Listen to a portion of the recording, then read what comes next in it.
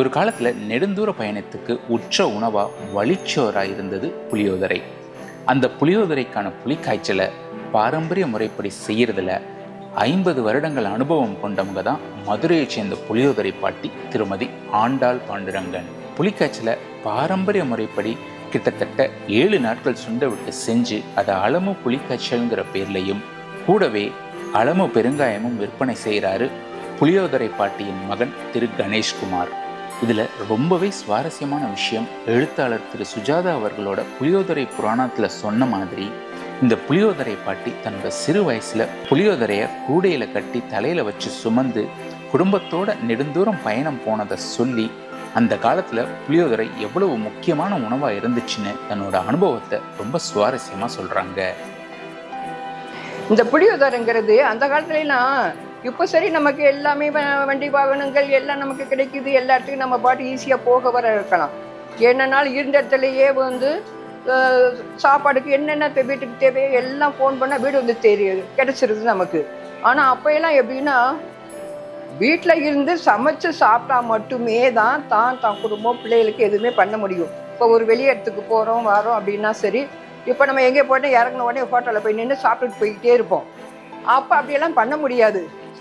அப்போ ஒரு இடத்துக்கு போகணுமா 1 நாள் 2 நாள் அப்படியே அவங்களுக்கு டைம் ஆகும். அந்த அளவுக்கு அவங்க மாட்டு வண்டியை கட்டிக்கிட்டோ பஸ்லேயோ எதுலேயும் போக அப்படியெல்லாம் இருக்கக்கூடிய காலத்தை அவங்க என்ன செய்வாங்க, இந்த புளியோதரையை தான் என்ன செய்வாங்க, முதல் நாளே இந்த மாதிரி புளிக்காய்ச்சலை பண்ணி புளியோதரையை ரெடி பண்ணி நல்லா என்ன செய்வாங்க. அப்போயெல்லாம் ஒரு கூடையில் தான் இந்த புளி சாதத்தை வச்சு ஒரு துணியை போட்டு தலையில் வச்சுட்டு நடந்துக்கிட்டே போயிட்டே இருப்பாங்க. எங்கே பசிக்குதோ அங்கே பிள்ளைகளை குடும்பமாக உட்கார ஒரு மரத்தடியில் உட்காந்து சாப்பிட்டுட்டு போயிட்டே இருப்பாங்க. 3 நாள் ஆனாலும் அவங்கவுங்களுக்கு தேவையானதை வச்சு அதுக்கு அடிஷனலாக அவங்களுக்கு எது பிடிக்குதோ சட்னி துவையல் இந்த மாதிரியெல்லாம் ஏதாவது ஒரு ஐட்டங்கள் வத்தல் வடகத்தை வச்சு நல்லா வச்சுக்கிடுவாங்க. வச்சு நல்லா சாப்பிட்டுட்டு மறுபடியும் நடக்க ஆரம்பிப்பாங்க. இப்போ அந்த காலத்தெல்லாம் சொல்ல முடியாது. இப்போ போர் அடிக்குன்னு நமக்கு பசி ஆறணும், எங்கேனாலும் நமக்கு கிடைக்குமா சாப்பாடு கிடைக்கும் அப்படின்னு சொல்லிட்டு இந்த போர் அடிக்கிறதுக்கு பேச்சே கிடையாது. நல்லா இது பார்க்கும், இதை சாப்பிட்டு பாருங்கள். நம்ம கோயில் புளியோதரை அவ்வளோ நல்லா இருக்கையில் அடுத்து இன்னும் எப்படா அடுத்து டைம் வரும் நம்ம சாப்பிடணுன்னு தான் தோணும். அந்த மாதிரி இருக்கையில் நம்ம பசிக்கு உணவு கிடைக்கணும்லப்பா, அப்போ உணவுக்காக தான் இதை கிண்டி எடுத்துகிட்டு போகிறோம். நினச்சத்தை நின்னா நம்ம இப்போ மாதிரி கிடைக்குமா? ஹோட்டல்லாம் இருக்காத காலத்தில் இது ஆனது. எப்படி 100 ஆண்டுகளுக்கு முன்னாடி நான் சொல்கிறேன். நீ புளியோதரைங்கிறது அதுக்கு தான் கொண்டு போகிறாங்க. தயிர் சாதனை உடனே கெட்டு போயிடும், புளியோதரை லெமன் சாதனை உடனே கெட்டு போயிடும். இது அப்படி கெட்டு போகாது. 50 வருஷமாக இந்த புளியோதரை பேசி நான் செய்கிறேன்ப்பா. ஏன்னா பிள்ளை அப்போல்லாம் ஸ்கூலுக்கு போயிட்டு இருக்கையில் இதெல்லாம் எனக்கு கட்டாய தேவையாக இருக்கணும். ஏன்னா இதெல்லாம் செஞ்சு வச்சோம்னா ஈஸியாக பிள்ளைகளுக்கு சமைச்சு கொடுக்கவோ அதை ஸ்கூலுக்கு அனுப்பையில் எந்த பிடிக்கச்சலை ஊற்றி விரவி அப்படியே கொடுத்து விட்டுறலாம். எப்படின்னா இப்போ உள்ள எல்லாம் ஃபாஸ்ட் ஃபுட்னு சொல்கிற மாதிரி அந்த காலத்தில் இது ஃபாஸ்ட் ஃபுட்டுன்னு நம்ம ரெடி பண்ணுறது தான். புளிக்காய்ச்சல் இருந்தால் மட்டும் போதும், இந்த புளிக்காய்ச்சல் மட்டும் இருந்தால் போதும். வெறும் சாதம் மட்டும் தான் வடிக்கணும். வடிச்சு போட்டால் இது சுவையும் மனமும் இதை கிளறி வச்சோம்னா வீடே மணக்கும். பிள்ளையம்மா இன்னும் கொஞ்சம் வேணும் தான் கேட்டு வாங்கி சாப்பிடுவாங்க. அந்த அளவுக்கு இந்த புளியோதரை காய்ச்சல் நல்லா இருக்கும். நம்ம கோயிலில் போய் வாங்கி சாப்பிட்ற மாதிரி அந்த கோயில் புளியோதரை அளவுக்கு இது நாங்கள் ரெடி பண்ணுறோம். ஆமாம். இந்த புளியோதரை பயணம்ங்கிறது ரொம்ப ஒரு சுவாரஸ்யமான பயணம். இது எங்கள் அம்மா பிறந்தது 1956. இது நம்ம 2026 ஷூட்டிங் எடுத்திருக்கோம். கிட்டத்தட்ட 13 வயசுல பண்ணிட்டு இருக்கேன்னு சொல்றாங்க. 50 வருஷமா அந்த புளியோதரை பண்ணியிருக்காங்க. அவங்க தான் எனக்கு இந்த புளியோதரை செய்கிற பக்குவம் எல்லாம் எங்களுக்கு சொல்லி கொடுத்தாங்க. நம்ம புளிக்காய்ச்சல் செய்கிறது பார்த்தீங்கன்னா கிட்டத்தட்ட இந்த 10-20 கிலோ புளிக்காய்ச்சல் காய்ச்சறதுக்கு கிட்டத்தட்ட 1 வாரம் ஆகும். இப்போ காலையில் பார்த்தீங்கன்னா 6 மணிக்கு அந்த 20 கிலோ புளியை தனித்தனியாக நம்ம ஊற வச்சு 6 மணி நேரம் ஊற பின்னாடி அதை நல்லா பிசைஞ்சு அதை வடிகட்டி அதை எடுத்து அதோட நமக்கு தேவையான மஞ்சள் பெருங்காயம் உப்பு எல்லாம் சேர்த்து இன்னைக்கு கிட்டத்தட்ட ஒரு 3 மணி நேரம் 3.5 மணி நேரம் கொதிக்க வச்சுருக்கிறோம். சார் மொதல் பார்த்தீங்களா இது வரைக்கும் நம்ம புளிக்காய்ச்சல் வச்சுருந்தோம். இது 10 கிலோ புளியை கரைச்சி ஊற்றிருக்கிறோம். இதில் 10 கிலோ புளி ஊற்றி வச்சுருக்கோம். ஃபஸ்ட்டு இது வரைக்கும் இருந்துச்சு. கிட்டத்தட்ட 1-1.5 மணி நேரம் கொதிச்சுக்கிட்டு இருக்குது. கிட்டத்தட்ட 2 இன்ச்சு கீழே இறங்கி இருக்குது. இன்னைக்கு இதை நம்ம காய்ச்சிருக்கிறோம். இப்போ இதை ஃபுல்லாக நம்ம ஆற வச்சுருவோம். ஆற வச்சுட்டு திருப்பி நாளை மறுநாள் இதே மாதிரி ஒரு 3 மணி நேரம் கொதிக்க வைப்போம். ஒரு நாள் 24 ஹவர்ஸ் நல்லா ஆறின பின்னாடி மறுபடியும் இதே மாதிரி ஒரு 3 மணி நேரம் கொதிக்க வைப்போம். திருப்பி ஆற வச்சுருவோம். திருப்பி 3வது தடவையா ஒரு மணி நேரம் மட்டும் கொதிக்க வச்சு ஆற வச்சிருவோம். ஏன் இப்படி இதை செய்யறோம்னா, இதுல நம்ம சோடியம் பென்சோயிட்டோ எந்த விதமான கெமிக்கல் நம்ம சேர்க்கிறதே கிடையாது. No chemical, 0 added chemical, 0 added colour தான். ஆனா அதுல இருக்க கிருமிகள்லாம் சாகணும், இதை ஒரு 3-6 மாசம் வரைக்கும் கெட்டு போகாம இருக்கணும்னா இதை அப்படி விட்டு விட்டு காய்ச்சினாதான் அது அந்த நல்ல கன்சிஸ்டன்சி, அந்த பதம்னு சொல்லுவாங்க, அந்த பதம் நல்லா கெட்டி பதமா வரும், கெட்டும் போகாது. அதுக்காக தான் இது பண்றோம். அதுக்குலேருந்து ஒரு 2-3 நாள் கழிச்சு தான் இதை நம்ம உங்களுக்கு பேக் பண்ணி கொடுப்போம். அப்போ இந்த புளிக்காய்ச்சல் செய்யணும்னா கிட்டத்தட்ட குறைஞ்சபட்சம் 1 வாரமாவது ஆகும். அதுக்கப்புறம் தான் இது உங்களுக்கு வந்து கைக்கே வந்து சேரும். இது 1 வாரம் காய்ச்சினாலும் நாங்கள் அதை 1 வாரம் அதை டிஸ்டர்பே பண்ண மாட்டோம். ஏன்னா அது ஊறணும், அந்த மிளகு புளி எல்லாம் ஒன்று சேரணும். சரி 1 வாரம் ஆயிடுச்சுன்னு கொடுக்க முடியாது, திருப்பி அதை 1 வாரம் நல்லா ஆறப்படணும். அதுக்கப்புறம் தான் பேக் பண்ணி உங்களுக்கு கொடுக்கணும். இப்படி நம்ம ஸ்டெப் பை ஸ்டெப்பாக படிப்படியாக செஞ்சு உங்களுக்கு கொடுத்தாதான் இந்த புளிக்காய்ச்சல் கிட்டத்தட்ட ஒரு 4-6 மாதம் வரைக்கும் கெட்டு போகாமல் இருக்கும். இதை டு பி சேஃபர் சைட் ஃப்ரிட்ஜில் வச்சா நல்லது. நாங்கள் ஃப்ரிட்ஜில் வைக்கணும்னு சொல்ல மாட்டோம், வெளியிலே வச்சுக்கலாம். ஆனால் ஃப்ரிட்ஜில் வச்சா ரொம்ப நல்லது. ஆனால் ஒன்ஸ் ஓப்பன் பண்ணிட்டீங்கன்னா அதை உடனே யூஸ் பண்ணிருங்க. இதில் பிளாஸ்டிக் ஸ்பூன் மட்டும் தான் போடணும், சில்வர் ஸ்பூன் போட்டுறாதீங்க, சீக்கிரம் கெட்டு போயிடும். 10-20 கிலோ அந்த புளிக்கரைச்சலை காய்ச்சி கிட்டத்தட்ட 3 மணி நேரமாக காய்ச்சி முடிச்சிட்டோம். அவ்வளோதான், மேலே எண்ணெய் பிரிஞ்சு வந்துருச்சு. அவ்வளோதான், இதை இப்போ ஆஃப் பண்ண போகிறோம், அடுப்பு அமர்த்த போகிறோம். இன்னைக்கு இந்த விட்டுட்டு இனி நாளைக்கு சாயந்தரம் தான் இதை மறுபடியும் இதை நம்ம காய்ச்ச ஆரம்பிக்க போகிறோம். அடுப்பை அமர்த்திடுவோம். காப்படிக்கு இந்த 300 ml கரெக்டாக வரும் சார். காப்படினா உங்களுக்கு 400 கிராம் அரிசி, 400 கிராம் அரிசிக்கு இந்த 300 ml கரெக்டாக இருக்கும். நம்மக்கிட்ட வந்து புளிக்காய்ச்சல் வந்து பார்த்தீங்கன்னா 300 ml கிடைக்குது, 1/2 லிட்டர் கிடைக்குது, 1 லிட்டர் கிடைக்குது. உங்களுக்கு பல்காக வேணும்னா மொத்தமாக வேணும்னாலும் நாங்கள் செஞ்சு தரோம். 300 ml வந்து 150 ரூபா எம்ஆர்பி போட்டிருக்கிறோம், 100 ரூபான்னு தரோம் நாங்கள். இப்போ நாங்கள் மதுரையிலேருந்து இந்த ஒவ்வொரு நாளும் ஒவ்வொரு நிகழ்வுகள் இங்கே நடக்கும் சித்திரை திருவிழாப்போ. அப்போ தல்லாவெல்லாம் வந்து கலர் வேஷம் போட்டு அன்னைக்கு பூப்பழாக்கு நடத்துவாங்க. அப்போ நாங்கள் என்ன செய்வோம், நான் எங்கள் அம்மா எங்கள் 4 தங்கச்சிகள் அண்ணன் தம்பிகளோடு எல்லாம் செய்வோம். இங்கேருந்து தல்லாகுளத்துக்கு நடந்தே அம்மா கூட்டிகிட்டு போவாங்க. அதில் என்ன செய்வாங்க, இப்போ நாங்கள் இந்த தயாரித்து அப்போ தான் இந்த புளியோதரையை அம்மா செஞ்சு அவங்ககிட்ட இருந்து தான் நான் கற்றுக்கிட்டது. அவங்க என்ன செய்வாங்க, நல்லா புளியோதரையை நல்லா புளிக்காய்ச்சல் பண்ணி நல்லா புளியோதரை ரெடி பண்ணி நல்லா இவ்வளோ பெரிய கொட்டான் மாதிரி, அதாவது பனை ஓலையில் செஞ்ச கொட்டான் மாதிரி இருக்கும். அது போயெல்லாம் இந்த பாத்திரத்துலலாம் வைக்க மாட்டான், அதுதான் கெட்டு போகாது. அந்த பனை ஓலையில் இந்த மூங்கில் இதில் பண்ணுற எது வச்சாலும் சரி. இப்போ பாருங்களேன், வடை செஞ்சாலும் அப்போ மூங்கில் கூட தான், சாதத்தையும் மூங்கில் கூடையில் தான் வச்சு அந்த பனை ஓலையில் செஞ்ச இந்த மாதிரி இதில் தான் வச்சு யூஸ் பண்ணுவாங்க. இல்லை இந்த புளியோதரையை வச்சு நல்லா அது மேலே ஒரு துணியை போட்டு கட்டி வச்சுருவாங்க.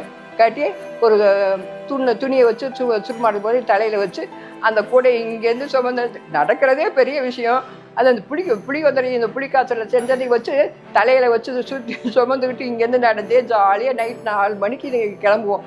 போய் அங்கே போகிறதுக்குள்ள சாமி வந்து நல்லா பூப்பழாக்கு வேஷத்தில் இருப்பாங்க. அந்த புளியோதரையை சுமந்து போய் அங்கே உட்காந்துக்கிட்டு சாமியை பார்த்து சாமியை சேவிச்சுட்டு இங்கே புளியோதரையும் சாப்பிட்டுட்டு ஆனந்தமாக நல்லா ஜாலியாக அந்த இப்போ ஒரு 50-60 வருஷத்துக்கு முன்னாடி சொல்கிறேன் இந்த கதையெல்லாம். நான் சொல்கிறது 60 வருஷத்துக்கு முன்னாடி கதை சொல்லிட்டு இருக்கேன். அப்போ வந்து ஒவ்வொரு வருஷம் கூட்டிகிட்டு போயிடுவாங்க எங்கள் வீட்டில். அப்போ இதெல்லாம் ஒரு ஜாலியாகவும் இருக்கும், சந்தோஷமாக இருக்கும். அந்த களைப்பில் இந்த புளியோதரை சாப்பிடையில அதை விட ஆனந்தமாக இருக்கும் எங்களுக்கு, ஜாலியாக உட்காந்து சாப்பிட்டுட்டு. ஏன்னா அப்போ கற்றுக்கிட்ட இந்த புளியோதரை தான் அம்மா ஒவ்வொரு வருஷமும் செய்வாங்க. அதை நான் பக்கத்துல இருந்தே பார்த்து அவங்களுக்கு ஹெல்ப் பண்ணுவோம், ஒவ்வொன்றா செய்ய அப்படின்னு. அதை அவங்க செய்யலை, இவருடைய என்ன மெத்தடுன்னு அதை கற்றுக்கிட்டு தான் இப்போ நாங்கள் என்னுடைய இதில் செஞ்சு சாப்பிட்றோம். அலமோ கூட்டு பெருங்காயத்தூள். எங்கள் பெருங்காயத்துக்கு என்ன விசேஷம்னா, எங்கள் பெருங்காயத்தில் வந்து பார்த்தீங்கன்னா நோ கெமிக்கல், நோ மைதா, நோ அடிக்டிவ்ஸ், நோ ப்ரிசர்வேட்டிவ்ஸ். எங்களோட பெருங்காயத்தில் வந்து அக்மார்க் சீலோட வந்துடும். அதுதான் எங்கள் பெருங்காயத்தோட மகிமை. எங்கள் பெருங்காயத்துக்கு வந்து பார்த்தீங்கன்னா 4 வகை பெருங்காயம் இருக்குது. தூள் பெருங்காயம், கட்டி பெருங்காயம், குருணை பெருங்காயம், பால் பெருங்காயம். இந்த 4 வகை பெருங்காயம் இருக்குது. பெருங்காயங்கிறது அந்த காலத்திலேயே வந்து பெருங்காயங்கிறது நம்ம முன்னோர்கள்லாம் ஒவ்வொரு உணவுலையும் இந்த பெருங்காயத்தை சேர்த்து சமைச்சு சாப்பிட்டாங்க. அந்த சாம்பார் எதுக்காக அந்த பெருங்காயத்தை கொஞ்சம் சேர்க்கணும்னா, அந்த பருப்பினுடைய அந்த வாயுவினது நம்ம உடலில் போய் பலவித தொல்லைகளை கொடுக்கும்.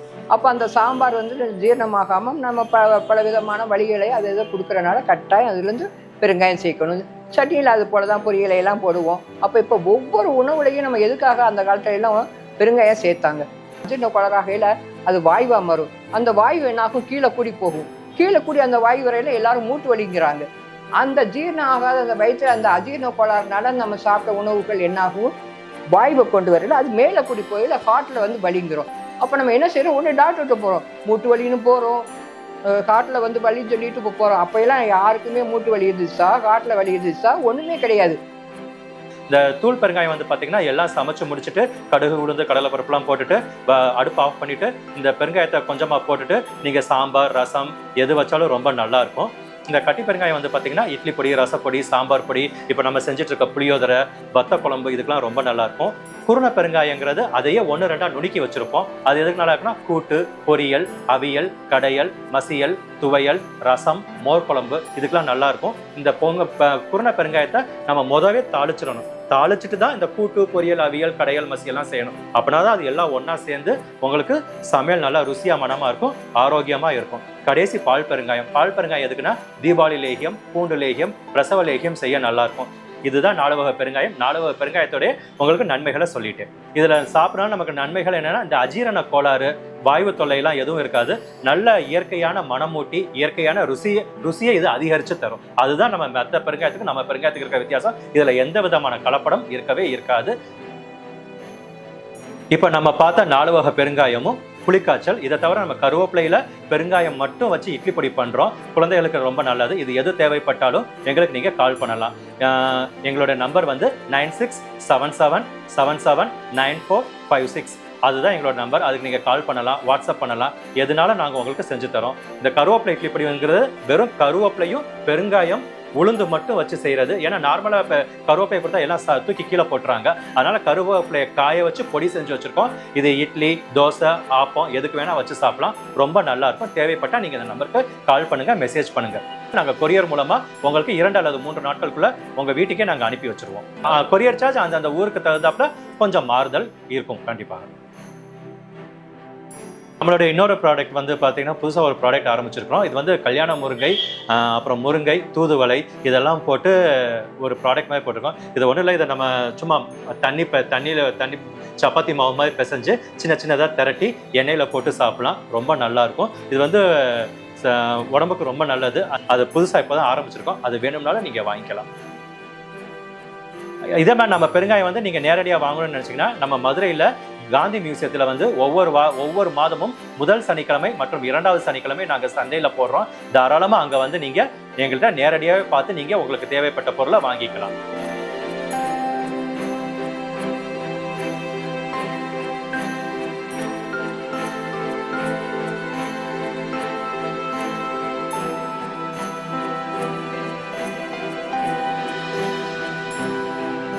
என்னங்க இந்த வீடியோ உங்களுக்கு பிடிச்சிருந்ததா? ஸோ நம்ம யூடியூப் சம்பிரதாயமான 3 விஷயங்களை மறக்காமல் பண்ணிடுங்க. இதே மாதிரி எங்கேஜிங்கான வீடியோக்களை தொடர்ந்து பார்க்க MSF அதாவது மெட்ராஸ் ஸ்ட்ரீட் ஃபுட் சேனலை மறக்காமல் சப்ஸ்கிரைப் பண்ணிடுங்க.